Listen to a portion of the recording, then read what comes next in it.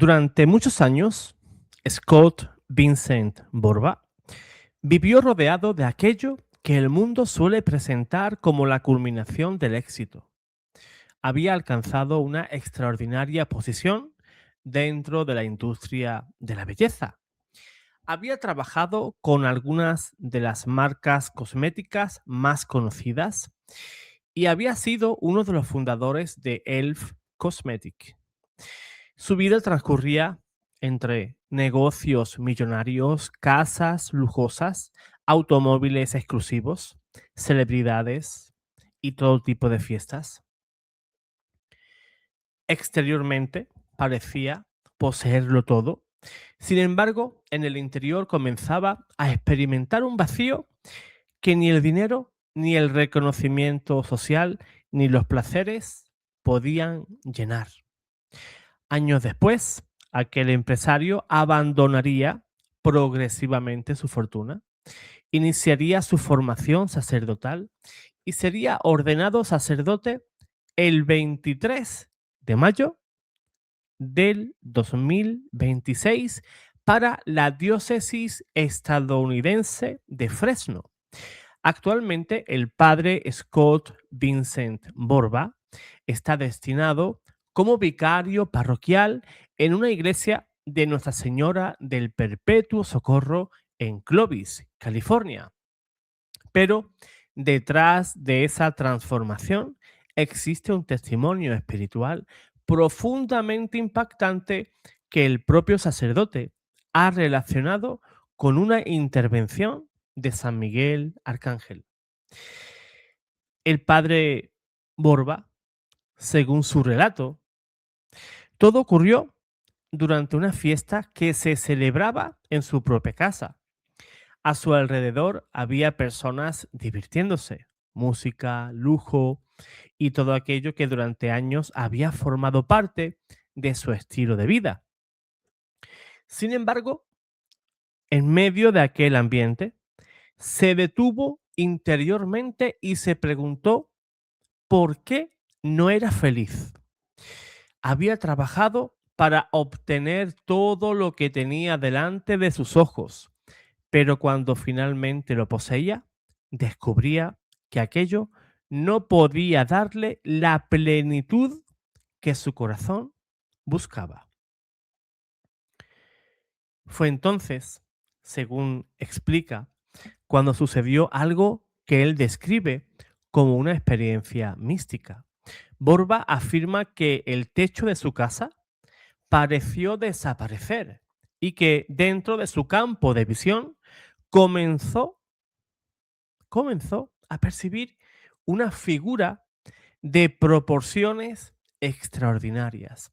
Según su propio testimonio, era San Miguel Arcángel, a quien describió como una criatura de una belleza imposible de expresar adecuadamente con palabras y de una altura aproximada de 2 pisos. También tuvo la impresión de que el tiempo se había detenido. Todo lo que ocurría a su alrededor parecía suspendido, aunque él continuaba consciente de lo que estaba contemplando. El sacerdote relata que San Miguel le concedió entonces una especie de iluminación de conciencia. No se trataba simplemente de recordar algunos pecados aislados, sino de contemplar el verdadero estado de su alma y la dirección hacia la cual estaba conduciendo su experiencia. De acuerdo con el padre Borba, comprendió con horror que su vida, si continuaba por aquel camino, terminaba con la separación eterna de Dios. En sus propias palabras, San Miguel le mostró que ya tenía un lugar preparado en el infierno. Durante aquella experiencia, también habría percibido la presencia de demonios que esperaban la condenación de su alma. Vio figuras deformadas y realidades espirituales aterradoras. Según su interpretación, los placeres desordenados a los que una persona se entrega en este mundo puede terminar convirtiéndose en instrumentos de tormento cuando el alma se aferra a ellos hasta rechazar de manera definitiva a Dios. Lo que en la tierra parecía libertad se revelaba como esclavitud. Lo que prometía satisfacción terminaba mostrando su verdadero rostro de vacío, dependencia y destrucción. Esta parte del testimonio tenemos que entenderla con prudencia. La Iglesia enseña que las experiencias místicas y las revelaciones privadas, incluso cuando pudieran poseer un origen sobrenatural, no forman parte del depósito de la fe ni añaden una nueva verdad al Evangelio. Su posible valor consiste en ayudar a una persona a vivir con mayor fidelidad la revelación definitiva que Dios nos ha dado mediante a su Hijo, ¿verdad? Su Hijo Jesucristo. Por tanto, ningún católico está obligado a aceptar como hecho sobrenatural cada detalle de una experiencia personal.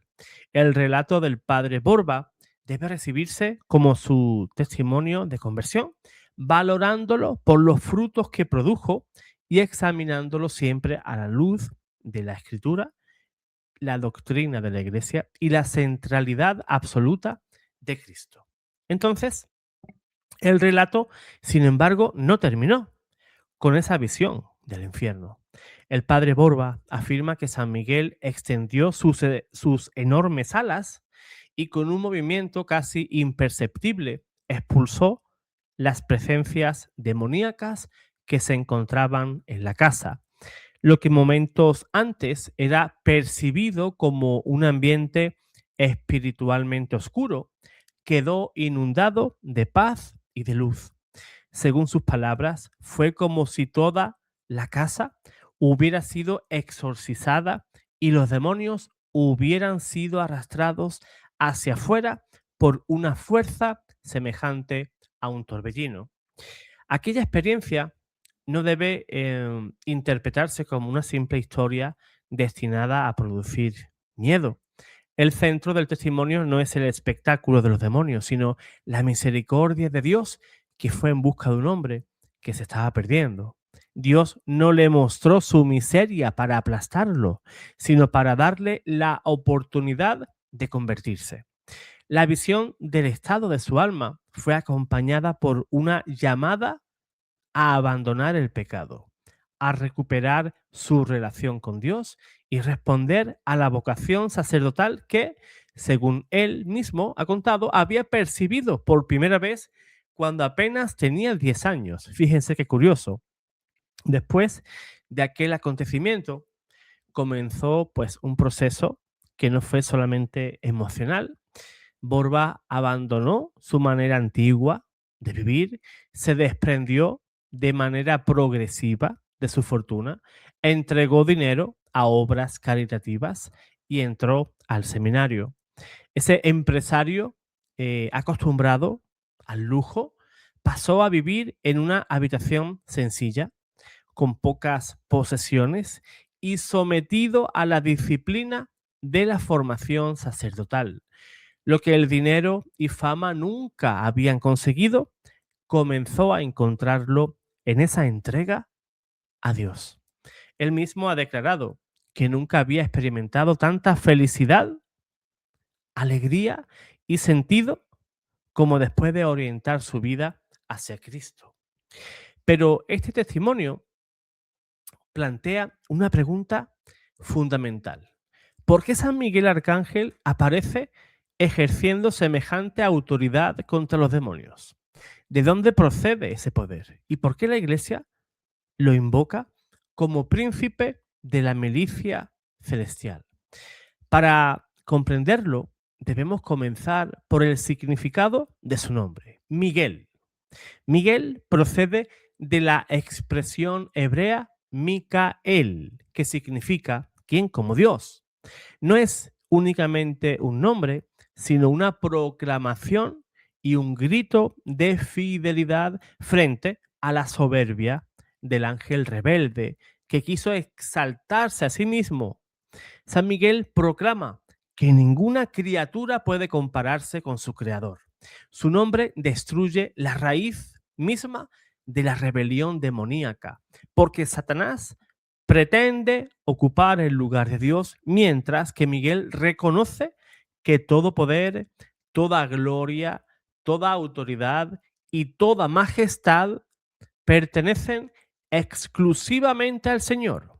Por ejemplo, San Pablo II, San Juan Pablo II explicó que este nombre expresa la actitud esencial de los espíritus fieles. Y el Papa Francisco nos recordó que San Miguel vence precisamente porque es Dios quien actúa en él.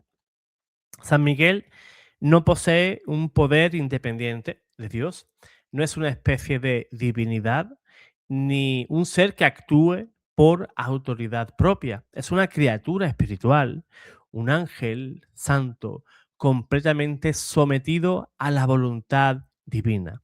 Su fuerza procede de su unión, obediencia y fidelidad al Creador. Por eso, cuando la Iglesia reza la oración compuesta por el Papa León XIII, no dice que San Miguel arroje a Satanás al infierno con su propio poder, sino con el divino poder, dice esta preciosísima oración. Es decir, es Dios quien vence.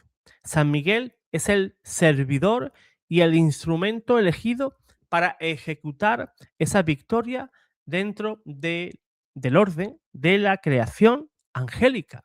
Esa dependencia esa dependencia de Dios aparece también en la carta de San Judas, cuando San Miguel disputa con Satanás el cuerpo de Moisés y no pronuncia contra él una condena basada en su propia autoridad, sino que declara que el Señor te reprenda. Incluso, fíjate, el príncipe de los ejércitos celestiales reconoce que el juicio y el poder definitivo pertenecen a Dios.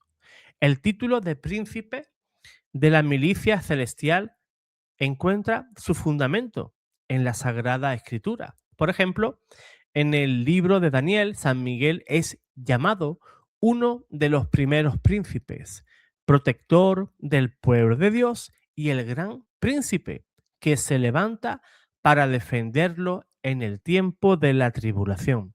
La palabra príncipe indica aquí una autoridad y una misión particular dentro del mundo angélico. San Miguel aparece como defensor del pueblo elegido y como combatiente al servicio del designio divino.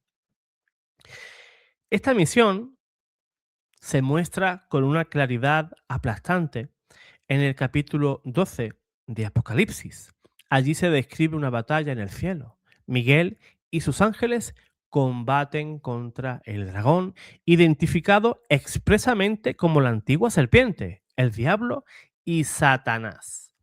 El dragón y sus ángeles luchan, pero no prevalecen y son expulsados. Esa escena revela que San Miguel encabeza a los ángeles fieles en el combate contra los espíritus rebeldes. Por eso la tradición cristiana lo contempla como jefe, príncipe o comandante de la milicia celestial. Por tanto, la devoción a San Miguel Arcángel no puede convertirse en un sustituto de la conversión. No sirve recitar su oración mientras se persevera de manera voluntaria en el pecado grave.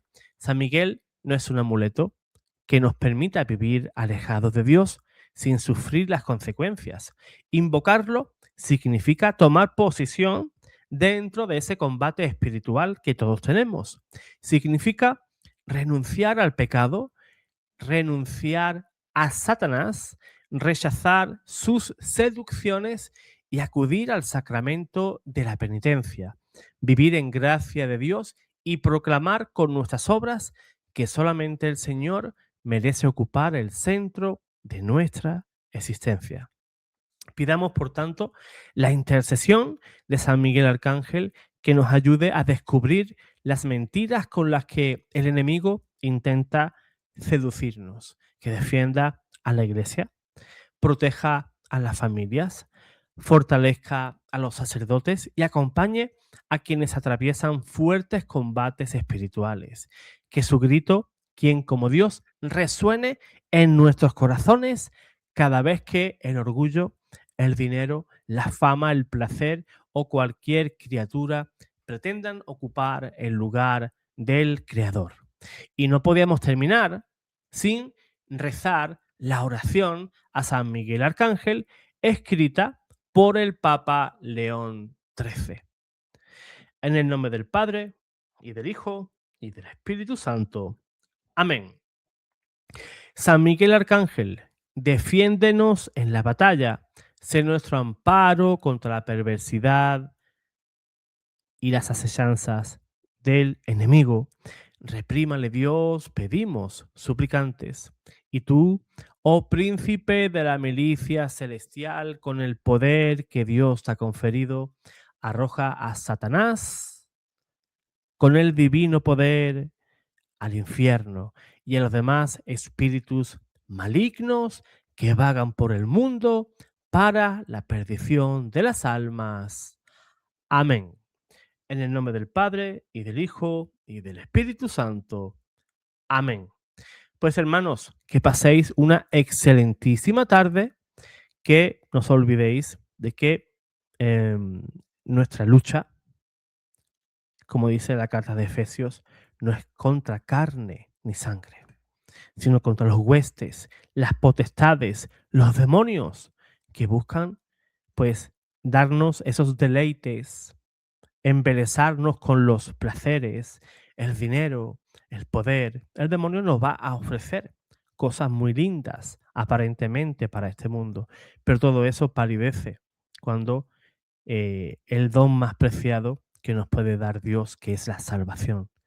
No pongamos en peligro nuestra salvación. Este sacerdote, según su experiencia, San Miguel Arcángel le mostró que el infierno estaba reservado para él. Había un lugar preparado para él en el infierno. Tratemos nosotros, hermanos, de vivir en gracia de Dios.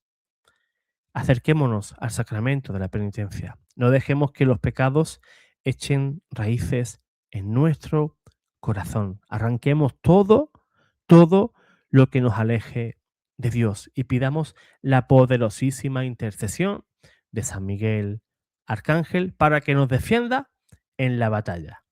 Dios te guarde, Dios te bendiga.